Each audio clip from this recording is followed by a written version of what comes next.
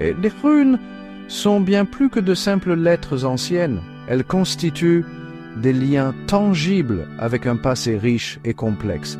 Chaque rune n'est pas seulement un son, mais aussi un symbole imprégné d'une signification profonde. C'est cette profondeur qui distingue les runes des alphabets plus simples et qui leur confère leur aura mystique.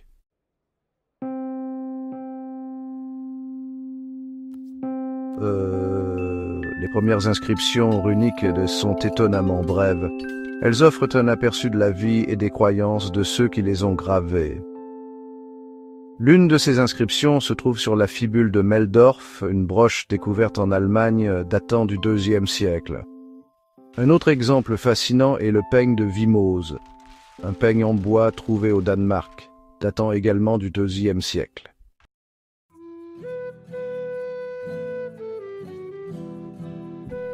Le Futhark récent, rouge simplification pour un nouvel âge.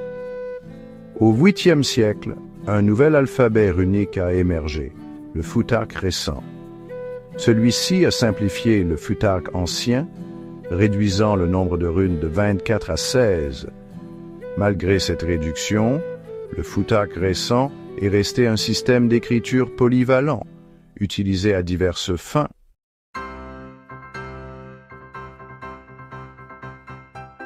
Chaque rune du Futhark ancien représente un son spécifique, comme les lettres de l'alphabet moderne. Cependant, comprendre ces sons nécessite un changement de perspective. Par exemple, la rune F, qui représente le son F, se prononçait probablement plus comme un V dans certains contextes. La rune U, pour le son U, offre un autre exemple de ce changement phonétique, se prononçant probablement comme un ou profond et guttural, similaire au ou dans loup. Prenons la rune TH qui représente le son TH.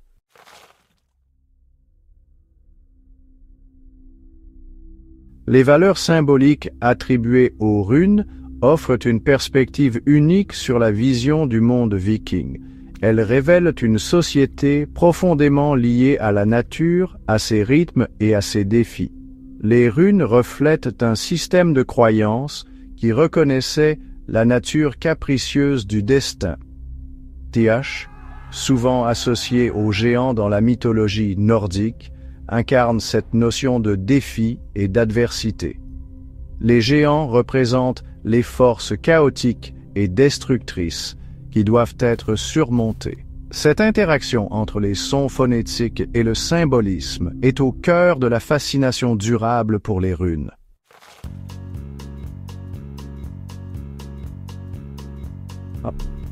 En approfondissant l'art de la translittération runique, vous découvrirez des nuances qui ajoutent de la profondeur et de l'authenticité à votre travail.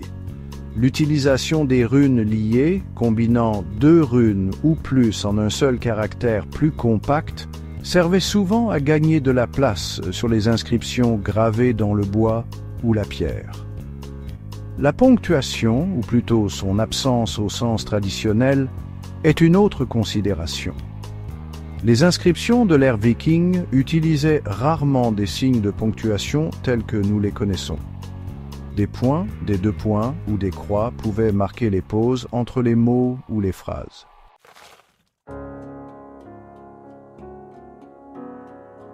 Deuxième partie. Une tapisserie de mots, construire des phrases en vieux norrois. En comprenant les déclinaisons des noms et les conjugaisons des verbes, on peut commencer à tisser les fils de la grammaire du vieux norrois pour créer des phrases significatives.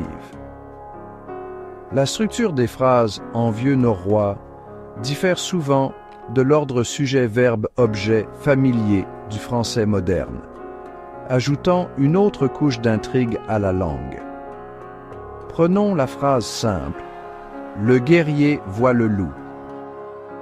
En vieux norrois, cela se traduirait par « Drengrin ser Ulfin ».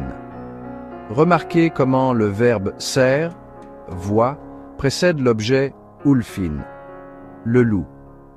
Cet ordre-verbe sujet-objet, VSO, bien que courant dans les langues celtiques et certaines autres langues indo-européennes, peut sembler inhabituel aux francophones. Cependant, cette structure devient naturelle avec la pratique. Le vieux norrois utilise également des groupes prépositionnels, tout comme le français, pour indiquer le lieu, le temps et d'autres nuances de sens. Par exemple, pour dire « le guerrier est allé dans la forêt », on dirait « drengrin for i skogin », i skogin signifiant « dans la forêt ».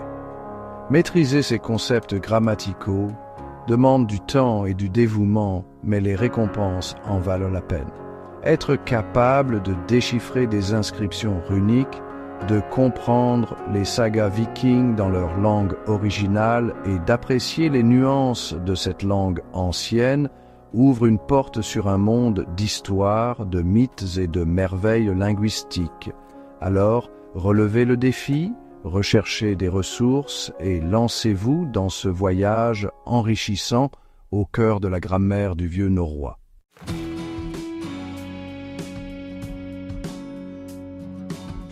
Deuxième partie, considération éthique, naviguer dans la puissance des symboles. Bien que l'adoption contemporaine des runes soit largement un phénomène positif, il est crucial de reconnaître le potentiel d'abus et l'importance d'aborder ces symboles anciens avec sensibilité et respect. Comme tout symbole puissant, les runes peuvent être utilisées à mauvais escient et il est essentiel d'être conscient de l'impact potentiel de nos actions lorsque nous interagissons avec ces formes anciennes. Un sujet de préoccupation est l'appropriation des runes par des groupes extrémistes qui peuvent déformer leur sens et les utiliser comme symbole de haine et de division. La rune S, par exemple, qui représentait traditionnellement le soleil, l'honneur et la victoire, a été tragiquement adoptée par le régime nazi comme emblème de son idéologie pervertie.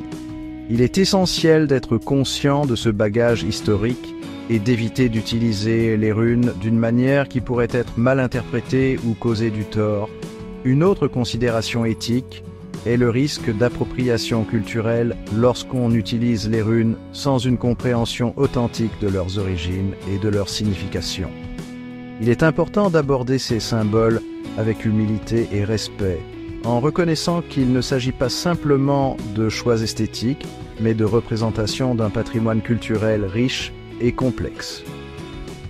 Prendre le temps de s'éduquer sur l'histoire, la mythologie et les nuances linguistiques des runes permet de s'assurer que nous interagissons avec elles de manière responsable et significative. En fin de compte, la clé pour naviguer dans l'utilisation contemporaine des runes réside dans la recherche d'un équilibre entre appréciation et respect. En reconnaissant à la fois la beauté et la puissance de ces symboles anciens, nous pouvons nous assurer qu'ils continuent d'inspirer la créativité, de favoriser les liens et d'enrichir nos vies de manière positive et significative. Abordons les runes avec un cœur ouvert et un esprit critique, en honorant leur héritage tout en embrassant leur potentiel à éclairer notre présent et notre avenir.